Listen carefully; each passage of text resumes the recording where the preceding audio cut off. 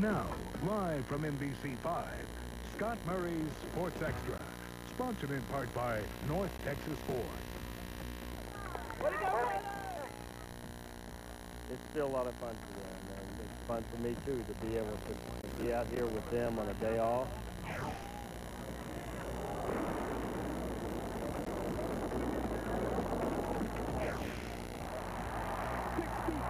Yards. 27 years ago, I had to bust someone else's record. And records are made to be broken, and you knew it was going to happen. That was the scene almost 3 decades ago, November 8th of 1970. Hello again, everybody. I'm Scott Murray. Welcome to Sports Extra. It was the longest field goal in NFL history, almost 30 years ago. 63 yards, coming off the foot of the Saints' Tom Dempsey. Well, today that mark was matched. Jason Elam of the Broncos connecting from 63 yards away, tying the NFL record. Let's go to Mile High Stadium in Denver. That's where the Broncos remain unbeaten this afternoon, outscoring Jacksonville, and that's where history was tied today. Second quarter, Broncos up 10-3. Terrell Davis makes it 17-3 Denver. 4-yard touchdown run. Then history was made. Last play of the second quarter, Elam lines up for the 63-yard field goal attempt. The ball splits the uprights. Room to spare. Elam ties the record, and the Broncos lead by 17. Fourth quarter, Davis puts the game out of reach, runs 37 yards for the score. He rushed for 136 yards in the day and 3 scores, and joins Jim Brown and O.J. Simpson as the only other players in NFL history to surpass 1,000 yards in just 7 games. Broncos remain unbeaten, beat Jacksonville 37-24. I went back to, I believe it was 58 yards in pregame, and you know, it was, I think the ball's on the 40-yard line. He's in the punt team on. Right. And I just kind of linger around in case he wants to change his mind. So he did. He looked at me and said, "Can you make it?" And I said, "Yeah, I can get it there." And he said, "Okay, kick it." And then we went out there, and then they moved it back on the delay of game. So I looked over at him, and he said, he pointed his finger and said, "Go ahead." So I'm still a little tired from my post-kick celebration, but. At Detroit, Lions get an emotional boost before the game. Reggie Brown is severely injured in a game last year, jogs onto the field during defense introductions. Boy, is that a special sight. The Lions used that emotion to take a 13-10 halftime lead. But Minnesota went to work in the second quarter. Randall Cunningham finding Chris Carter in the back of the end zone. 10-yard score, the Vikes led by 7. Then Robert Smith breaks free for the 57-yard touchdown. Check out the great move Smith makes on Lions safety Mark Carrier. Minnesota went on to remain the only unbeaten team in the NFC. The Vikings beat Detroit 34-13. San Francisco with St. Louis. Steve Young will roll out and find Jerry Rice for the 12-yard touchdown. Rice sets an NFL record with a reception in his 184th straight game. It also was Rice's 79th career touchdown pass from Steve Young, tying Dan Marino and Mark Clayton for the all-time NFL record for combos. Niners led 7-0. Young has other targets, too. Third quarter, he hits Terrell Owens for the 27-yard touchdown. Niners record their 16th win in a row over the Rams. Beat St. Louis by a score of 28-10. This one here, you know, because of the guy, the record that I broke, you know, Art Monk, you know, ideal receiver, and the thing I liked about him, he was very doable. He would show up for every football game, and he would go out there and fight. So for me to break this one, it would probably have to be very high on my list. Baltimore at Green Bay. First quarter, Packers will get on the board early. Will Preston will field the punt at the 29, and he breaks free, cutting across the field. It was the 3rd time this year that Preston has returned a kick for a touchdown. Preston then comes up with a Lambeau leap into the stands, and the Packers take a 7-0 lead. Brett Favre has had some problems the last couple of weeks, but not today. It's Antonio Freeman with a 4-yard touchdown. Favre passed for 2 touchdowns and ran for yet another. And the Packers take care of Baltimore. The final read 28-10 this afternoon. The Cowboys had the day off. They'll return to Valley Ranch tomorrow as preparation will begin at that time for next Monday night's game in Philadelphia. That's where the Cowboys will try and return to the win column against the Eagles. Dallas is presently 4-3, leading the NFC East. That game will also mark the return of Troy Aikman at quarterback. He's been out since the 2nd week of the season, but looks forward to getting back. Getting hit is my biggest concern. You know, I haven't gotten hit, and yeah, the speed of the game is more than what it is on the practice field. But you know, this isn't my first game to ever play, so I know what the speed's going to be. The biggest concern is you know, getting hit and seeing how the shoulder's going to hold up to that.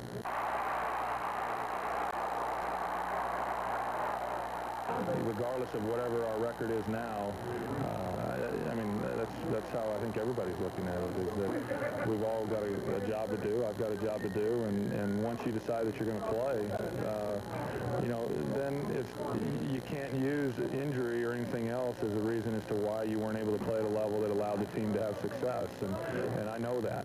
And so once I step out on the field, then I'm basically declaring that I'm ready to play and I'm ready to help this football team. Thinking back in time, it was just a year ago that Cowboys fullback Darrell Johnston underwent surgery on his neck and was lost for the season. But now, a year later, he's playing as well as he's ever played. And tonight, Darrell joins us live from his home. Well, did you enjoy the weekend off? Yeah, I had a great weekend. Had some time to just get away from football and relax and heal up some of the bumps that have accumulated through training camp in the first 7 games of the season. So I think it was good. I think it was going to be good for everybody. And you're back with a passion. As we think back, as we said leading into you, Darrell, here's a year gone by. Last Halloween, you were getting ready for surgery, and now playing with a passion right now. Well, I'm getting back to where I want to be. I've still got a ways to go. I'm probably my harshest critic, and there's still some things that I want to accomplish on the football field. I don't feel I'm back to where I was when I was playing my best back in '92 and '93, but I do feel I'm playing much better than I did last year before the injury was diagnosed. So I've made a lot of strides through training camp and the beginning of the season, but in my eyes, I've still got a ways to go. Would you not agree that the chemistry and the direction of this team this year much different than last year's 4-3 team, even though the identical records are the same after 7 games? We had talked about that earlier this year when we went to 3-2, that it was a very different feeling at 3-2 than it was last year with the same record. And I think you make a great point with the chemistry and the direction of the football team. I think there's just a totally different atmosphere at Valley Ranch and as we get ready for the games. And I think a lot of that obviously has to do with Chan Gailey and the staff that he's brought in. So I think that this was good for us to have a week off, even though we went into the bye week with a loss to Chicago. But the coaches were very good at pointing out the fact of us getting away and getting away from football for the weekend. Troy talked about coming back a week from tomorrow when you're up in Philly and you start basically the second half of the season, even though it is only game number 8, and talked about getting hit and what he's going to have to deal with. What's your thoughts on that? I think he's going to be fine. I've watched him through the course of his rehabilitation. He's done quite a bit, even early on, even the first few weeks. And he didn't really give it a lot of rest. He was out there jogging. He's been throwing without shoulder pads. About 3 weeks ago, he's been throwing with the shoulder pads. So I think from a mental standpoint, I think he's going to be fine. And the athlete that he is, I don't think it's going to take long for him to get back onto the field and get his rhythm with the offense. So obviously everybody's looking forward to having Troy back in the lineup, and we're really grateful for what Jason Garrett did in his time when he came in for the 5 games. It's almost as though that everybody kind of rallied around him. You don't want to say it's a blessing in disguise or a silver lining type thing, but everybody really kind of took it to another level when Jason came in, and I think this team maybe was brought together a little closer. What do you think about that? I think everybody had a lot of faith in Jason, and there's a lot of speculation from the outside, but I think that the vote of confidence he got from the coaching staff as we got ready, in the springtime, and the decision was made to make Jason the #2 quarterback. He's always done a tremendous job when he's had an opportunity to start with the Dallas Cowboys, and he continued that through the last 5 weeks. So within the organization, within the team, we always believe in Jason, and we knew we were going to be fine. And it's just unfortunate that we played poorly in the 2 games that we lost to LA and Chicago, or he could have gone 5-0 very easily. DJ, you erased a couple of 13-12 losses, and this team really is 6-1. Hard as it might be to believe that, I mean, you're literally that close. What do you see this team doing come the end of the season? Where do you see this team being at that time? We've still got a long way to go. We've got a lot of room to improve in a lot of different areas just on the offensive side of the ball. Obviously the word that Coach Gailey keeps talking about is consistency, and we just haven't had that yet to this point during the season. So it's something that I think we're going to have to focus on quite a bit down the stretch. We've got some tough games. We've got a stretch now with 3 divisional games coming up, and that would put us in great position if we can work through that part of the schedule and come through that without a loss. We've got some tough AFC West games coming up down the road, but we're not looking ahead. One of the things that we know we have to do is take everything one game at a time, and as we get back there this week, we're going to start focusing in on Philadelphia. The first time we played them, they have struggled this season if you look at their record, but they have played teams tough, and it's a divisional game. It's going to be very difficult. You talk about it before Chicago. It's very hard for people to look at a team that has only 1 victory and for you to be able to convince them that it's going to be a tough opponent. But within the division, it's always a tough football game. So It's Monday night. It's at their stadium. You know, they're going to be ready for us. They always are. So I think the big thing for us is to take everything one game at a time, try and get on some kind of a roll here. We had 2 games back-to-back that we won in South Chicago. That's the consistency that Coach Gelly's been looking for throughout the season. We haven't been able to provide yet. CJ, I appreciate your stopping by. My pleasure, Scott. All right, thank you much. Darrell Johnston, Cowboys quarterback, joining us live tonight. Well, still lots of highlights to share with you in the National Football League. And what a year in Major League Baseball. We'll relive the great moments of an unforgettable season. Also coming up tonight here on Sports Extra, a great story about the Bill Bates family. The entire clan is involved in youth football. It's something you will not want to miss. We're back in exactly 2 minutes. Believe me, it's a family affair when we come out to basically do anything, but especially football. Tonight's sports is sponsored in part by North Texas Ford. Well, if I have money, tell you what I do. People can't stop singing during National Ford Truck Season. Well, it's no wonder. The new 99 Ford Explorer now comes with low 1.9% finance. I buy a Ford truck and cruise it up and down the road. Cruise with low 1.9% finance. Or get the power and comfort of an Expedition with a great truck season price, because nobody outsells Ford in Texas. I'm crazy about National Ford Truck Season. See your Texas Ford dealers today. Meet Mike Kiesler, the laziest judge in Texas. TV News reported Kiesler left early 90% of the time. He worked only 22 hours a week and was rated the worst judge in Dallas County. And after making racial slurs in court, he was even asked to resign. Instead, Kiesler wants a promotion so he can be lazy on the Court of Criminal Appeals. Let's re-elect Judge Charlie Baird, the top-rated judge in Texas. I'm Judge Charlie Baird, and I think justice is a full-time job. No woman had ever been elected to the Texas Supreme Court. Then along came Rose Spector. I'm Judge Rose Spector, and I think it's time to open the court to all the people of Texas. Justice Rose Spector was the first woman ever elected to the Texas Supreme Court in its 150-year history. Now she's a leader on the court, even-handed, has served with distinction. As the only Democrat with 7 Republicans, Justice Spector will keep the court balanced. I work for you, not the lawyers, not the politicians. Re-elect Judge Rose Spector. Dodge Ram was the first and is still the only full-size pickup to be ranked most appealing by J.D. Power & Associates. It was the first to offer a 10-cylinder engine, and it was the first quad cab. And now, for the first time, we're offering $1,000 back on the truck that changed the rules. But hurry, this is one first that won't last. $1,000 cash back on 98 Rams ends November 9th. And up on Rover, hit the music. Stand by 3 effects, Scott. And dissolve. Cue Scott. Well, tonight back to pro football right now. Let's see how the oldest starting quarterback in the history of the National Football League made out earlier today. Steve DeBerg getting a start for Atlanta as the Falcons travel to the Meadowlands to meet the Jets. Second quarter, DeBerg goes back to pass, gets nailed by Victor Green. Jerome Henderson picks up the fumble and goes 53 yards untouched for the touchdown. Bad day for DeBerg. He was 9 of 20, an interception when he was finally pulled in the third quarter. Good day, though, for the Jets quarterback, Vinny Testaverde. He throws for 206 yards and 2 TDs, including this 12-yarder to Keyshawn Johnson. Great catch by Johnson, and a great win for the Jets. They blow out the Falcons. Beat Atlanta 28-3. New England at Miami. Field goals, and just one more time, say field goals. Lots of them. Fourth quarter, game tied at 6. Just over 2 minutes left. Adam Vinatieri gives New England the lead with a 36-yard field goal. But Miami's Olindo Mare answers with a 25-yarder. It sends the game into overtime, tied at 9. Then in OT, Mare nails the 43-yarder to give the Dolphins the victory. So Jimmy wins in Miami, sole possession of first place in the AFC East. Miami outscoring the Patriots by a score of 12-9. It's a big win for our football team. Olindo Mare, you can't say enough about him. He is one hell of a kicker. He can do a lot of things. He's a great athlete, and he is as cool a kicker as I've ever been around.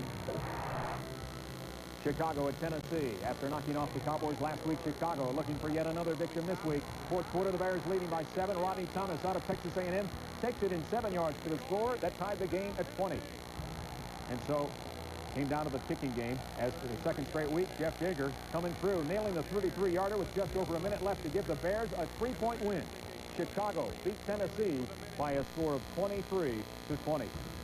Cincinnati at Oakland. Don't look now, but here come the Raiders in the AFC West. Second quarter, Raiders up 14-7. Neil O'Donnell all day to pass, but can't find a receiver and gets sacked by Darrell Russell. Lance Johnstone picks up the fumble, returns it 41 yards for the touchdown. Oakland has now won 4 ball games in a row, beat Cincinnati by a score of 27-10. Tampa Bay and New Orleans. This game not pretty. Coach Ditka not pleased. Third quarter, tied at 3. Doug Bryan hits the 50-yard field goal, give the Saints the lead. And the Saints defense made it hold up. Fourth quarter, Chad Cota intercepts the Trent Dilfer pass to seal the Saints victory, and New Orleans outkicks Tampa Bay to improve to 4-3 as the Buccaneers lost it by a score of 9-3. I understand the game of football is a game of inches. They could have won it. We won it. It wasn't pretty. I understand all that too. I really don't care. I think you have to build on what you have to build on. And right now we have to find a way to win football games that maybe we're not supposed to win, and try to create some confidence in everybody. Seattle at San Diego. The Padres' Tony Gwynn has some free time in his hands right now. Takes in the game. And this is what he saw. Darren Bennett with a boom.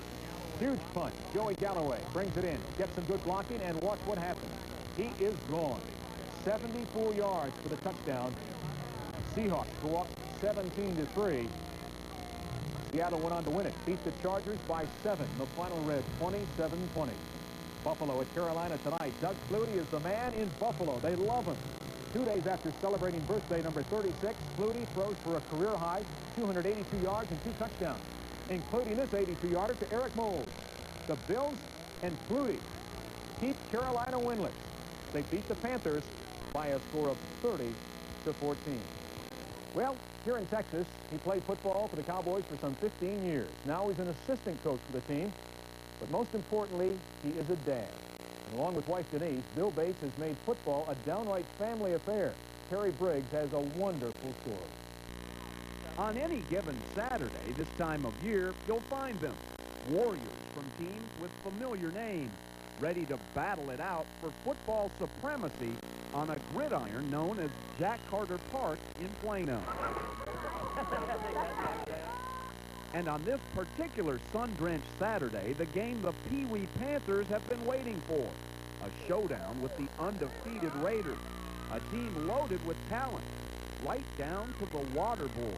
I have a lot more of appreciation for our trainers and the water boy. Man, it's a hard job. It's his only job out here, even though some might expect the former player and current Cowboys coach to call the plays. He likes his newfound role just fine, along with another one. Football dad. Get down harder! Get down harder! Get down harder! Because 9-year-olds Graham and Hunter Bates are first-year Raiders. Both of them just like being able to play. You know, I told them they didn't have to play football. If they want to play football, they can. At least we have the ability to allow them to play the game. And sure enough, they wanted to play 2 years ago, but we decided, well, we'll wait a couple more years. And now, introducing your 1998 Raider cheerleaders! But the involvement in this family doesn't end there. With Mom Denise and the other Bates triplet, Brianna, helping lead the cheers, it's no wonder the Raiders are a hard team to beat in this league. We have practices a couple of days a week as well. And they're just a great little group of girls. We've had so much fun working this year and cheering, and it's been especially fun for us having, you know, my 3 on the same team. You know, with Graham and Hunter and then their sister getting to cheer for them. It's a lot of fun. It really is a lot of fun. We all get out here and just have a big time. But back to some serious business. Who's number 1 out here? This day's Titanic tilt. The Panthers proved to be a game bunch, but alas, the unbeaten Raiders begin to pull away. And with the water boys feeding their thirst for victory, Drink, drink, drink, drink. the Raiders notch win number 6. Go, Johnny, go, Johnny!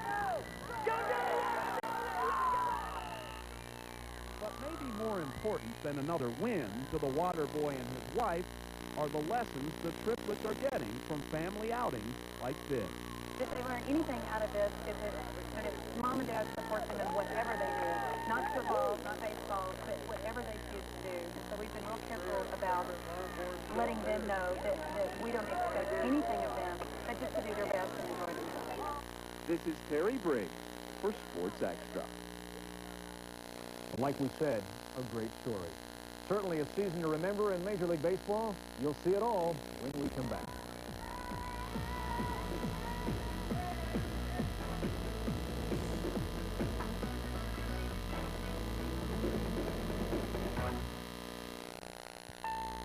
It's that time of year, and that means falling prices on 14 different models of new Chevy cars and trucks.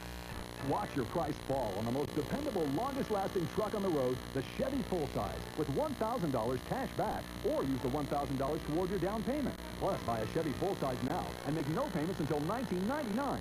So, for falling prices, cash back, and no payments till $99, see your North Texas Chevy dealer today.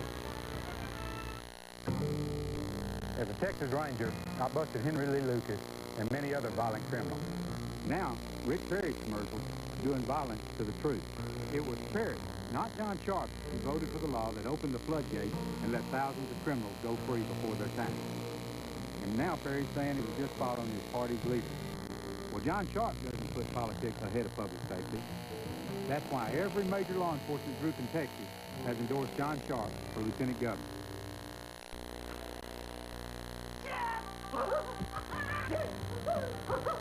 Play Weekly Green. You could win $1,000 every week for the next 20 years. Texans deserve safe streets and neighborhoods. I'm Rick Perry. Under my plan, we'll hold juvenile criminals accountable. First time, every time. Law enforcement gets the tools they need to treat gangs for what they are, organized crime. Let's encourage our faith-based organizations and our volunteer groups to open after-school centers at our public schools. Let's do more to keep our kids off the streets and out of harm's way. If you agree, then I want to be your lieutenant governor. Major newspapers across Texas are endorsing Paul Hobby over Carol Rylander for Texas Comptroller. The Houston Chronicle. Paul Hobby has the best qualifications and will bring common sense to the Comptroller's Post. The San Antonio Express News. Paul Hobby has appeal across party lines. Hobby is best choice. The Fort Worth Star-Telegram. Hobby has an impressive mix of experience, our hands-down choice. Paul Hobby, the best choice for Texas Comptroller. Save a lot of bucks on a lot of trucks. The GMC truck blowout. They gotta go. That's why we're keeping the price so low. The great 98 GMC truck blowout's going on now. Save up to $3,000 with 0.9% APR GMAC financing on a great selection of GMC trucks, Sonomas, Savaras, Jimmys, and even the hot new Envoy. Save a lot of bucks on a lot of trucks with GMC truck blowout. For a limited time only at your Texas GMC dealers. Save a lot of bucks on a lot of trucks with GMC truck blowout. Hockey news this weekend. The Dallas Stars won again last night. That's 5 straight at home this year for the Stars. 11 straight wins at Reunion dating back through last season. The Stars are now tied with the Toronto Maple Leafs for the best record in the NHL. Last night it was a win over regular season nemesis San Jose and the hitman, Brian Marchment. John Rhadigan with more in tonight's Stars stuff.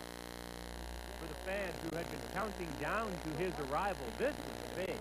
And the magnitude of Brian Marchment's return wasn't lost on the players either. These are issues that the players take care of, and the coaches. Quite frankly, I don't know of any coach that says anything. Players know what to do, and they know the right element. And I thought we were good in the areas that we needed to, but he was just one of their 6 that we needed to get after. Oh, they got after him all right. And Marshall and Trump would like to engage Mr. Marshall, but it will not happen.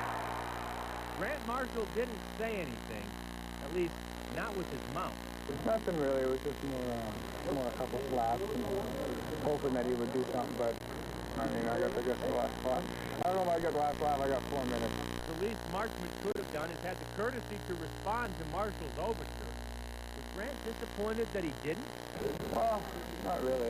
Well, you know, it didn't bother me, but you know, I'm ready if it has to be, if it need be. But it's just I just respond the way it goes. not ease off on the rough stuff, but just, you know, stay within our game. You know, if you start running around and trying to get at some guy or pay him back, you're going to get caught out of position and end up in your net. So we wanted to, you know, make sure we let him know that we're going to hit him, and it's going to be a long game for him, but we wanted to stay within our game. That's the plan for this week, too, especially next Saturday, when the Stars celebrate Halloween against the Red Wings.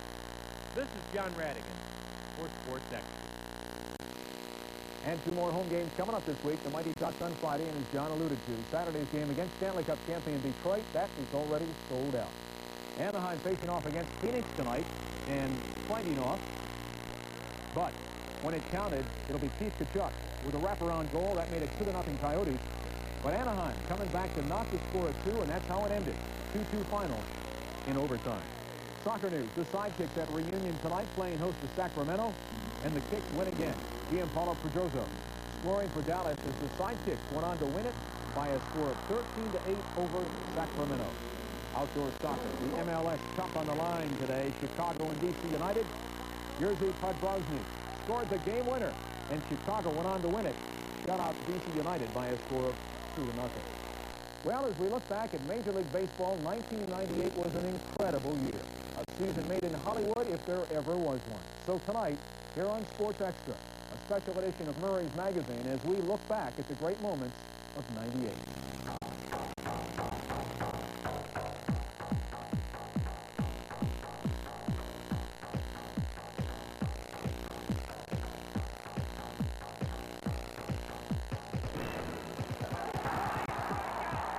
A one-hit shutout, 2-0 with 20 strikeouts and no walks.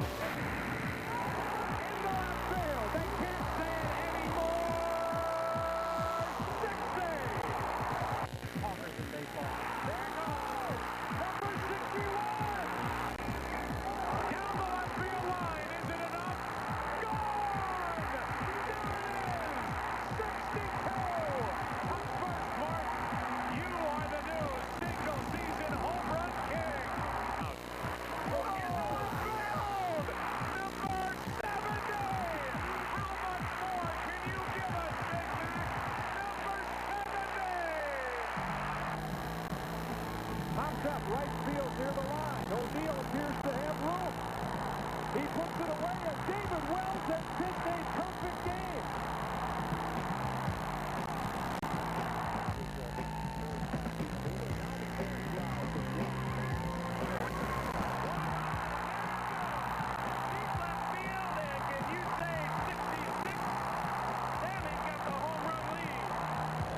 Sweeney grounds to third. Roches, Bigley with a throw, and the Yankees have done it again. Number 24. They are the world champions of baseball in 1998. A 125-win season, including the postseason. He won it in '96. He wins it here in 1998. He won The young attorney was paralyzed in an accident while running, but Greg Abbott's indomitable spirit wasn't broken. He became a top lawyer and at age 35, a district judge. At 36, Greg Abbott was selected best judge in Harris County. At 38, Governor Bush appointed this conservative to the Supreme Court. A year later, Greg Abbott was rated the best justice on Texas' highest court. Adversity brings out the best in people with character. Justice Greg Abbott, a good man, a great judge. Go pro! When you know you gotta look good. Go pro! You know you want style. Go pro!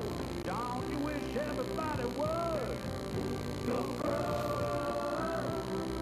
Qualify for your chance to score $1,000 in cash and prizes during the Topper Tailgate Sweepstakes. Plus, it's a free Mini Pro football when you get an All-Pro. It was every parent's nightmare. Their child kidnapped and murdered. It happened to Donna Whitson, and she turned to Martin Frost for help. Congressman Martin Frost's law, the Amber Hagelin Child Protection Act, makes sure sex offenders are severely punished, child murderers are put to death, and known sex offenders are trapped. And Martin was there at the good times and the worst times. And he never stopped, he never quit on it. He was there when we needed him. It's that time of year. And that means falling prices on 14 different models of new Chevy cars and trucks. Watch your price fall on Cavalier with up to $12.50 cash back. That's on the easy-to-loan car that already comes with the features you want. Standard, or use the $12.50 toward your down payment. Plus, buy now and make no payments till $19.99. So for falling prices, cash back, and no payments till $99, see your North Texas Chevy dealer today.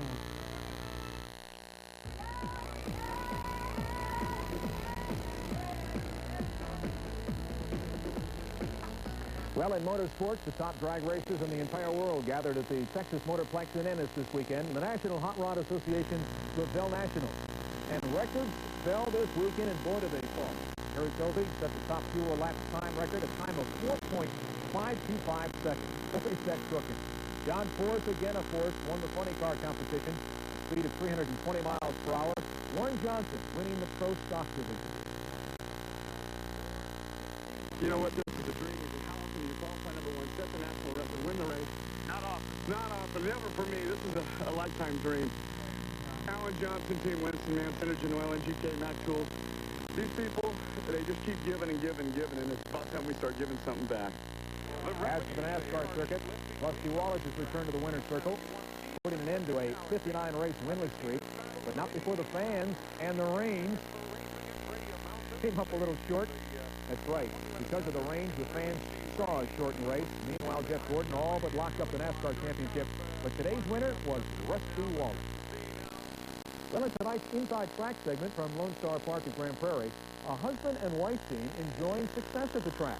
Pat Swan and his wife, jockey Tommy Swan, received a nice wedding anniversary present when the horse that he trains and that she rides won the third race this past Wednesday night. The Swans were celebrating their 22nd anniversary. When Tommy was growing up in California, it was illegal for women to ride at racetracks, but that changed in 1969. And she's been riding ever since, becoming the first woman to ever ride in California. We have a real good communication, and that's what makes us such a good team. We really enjoy working together, and he takes my suggestions very well. We really don't have that many disagreements as far as the horses go, and so, you know, it's a pretty good life to live. So yet another family affair here on Sports Extra tonight. As far as tennis news goes, America's Andre Agassi has won his 5th tournament of the year, capturing top honors in the ATP event in the Czech Republic. In golf news, the National Car Rental Classic finished up down in Orlando, Florida. John Houston with the final round 66 to win it. Nice approach from the eventual winner. Third round later, Davis Love III needed to make the upcoming shot to force a playoff. But you got it. You would miss it. So Houston is your champion. On the women's tour, Julie Inkster birdied 2 of the final 3 holes to win the LPGA World Championship for the 2nd year in a row. Understandable with shots like that. The seniors tour was in Maui, and that's where Jay Siegel became the first wire-to-wire winner of the Kaanapali Classic. And in South Africa, watch this. Lightning struck the middle of the field at a soccer game, sending shockwaves across the field, sweeping the players literally off their feet. They were treated for electric shock and irregular heartbeats, but we're pleased to say no one was seriously injured. The game was immediately canceled. We're back with more after this.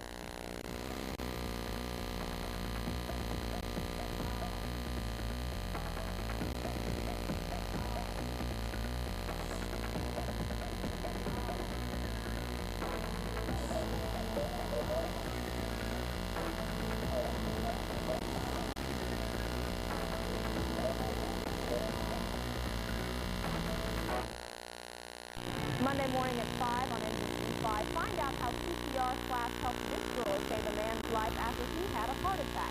Plus, a new shopping trend for trick-or-treaters. We'll show you where to find Halloween costumes for less. Monday morning at 5 on NBC5. I think the most important thing about being a judge is not to be a political activist and legislate a personal agenda from the bench. I think you need to fairly and impartially apply the law. I am not for reversing cases on technicalities. I think it's a big danger in the judiciary to enter this sort of ivory tower of intellectualism and forget those common sense rules. I was honored to be appointed by Governor Bruce to the 14th Court of Appeals. It was a recognition of my experience. I'm Judge Harry Daniel, and I appreciate it. Thanks.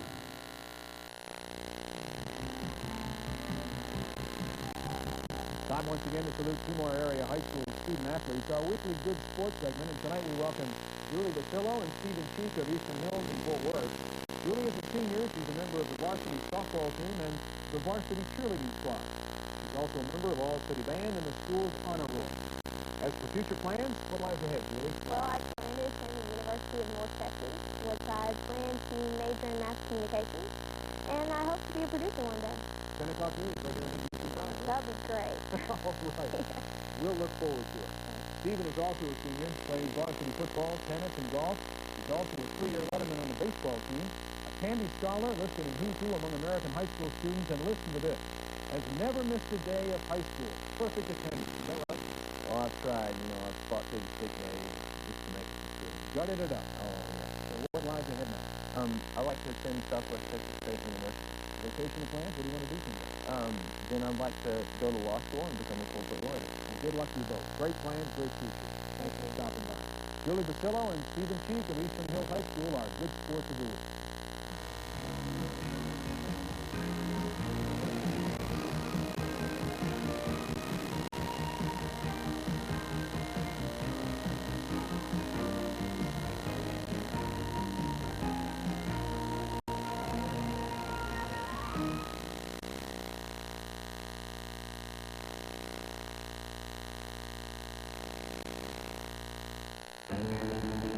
Save $1,000 on a heck of a truck at GMC Sierra. Regular cab, two-wheeler, floor, extended cabs, even three-door. Save $1,000 on a heck of a truck at GMC Sierra. Half a ton of fun for work or play. Save a ton at the end of the day. Save $1,000 on a heck of a truck at GMC Sierra. Your Texas GMC dealers are throwing a wad of cash into your hand when you buy any 1998 half-ton Sierra. $1,000 for a heck of a truck. The 1998 Sierra closeout at your Texas GMC dealers. Your child's life is on the line. So when time is the only thing you have, and every second counts, would you save your child's life? The important tips you need to know, Thursday on NBC5, the Texas News Channel. And now, the Ford Play of the Week, brought to you by your North Texas Ford dealers. Our play of the week this afternoon, as we showed you earlier tonight, Jason Elam of the Denver Broncos today tying the NFL record for the longest field goal in NFL history, 63 yards. He takes a bow of 14 as the Broncos went on to beat Jacksonville. That's who tied the record set 28 years ago by Tom Dempsey of the Saints. That's when he connected from his own 37-yard line, 63 yards away, allowing the Saints to beat the Detroit Lions. That was way back in November 8th of 1970.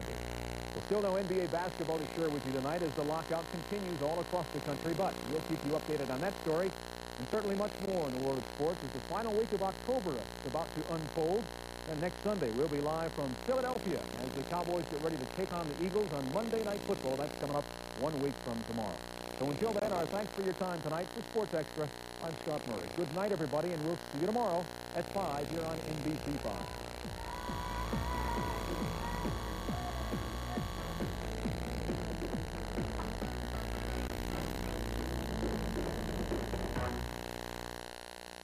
You're watching NBC5, the first television station in Texas.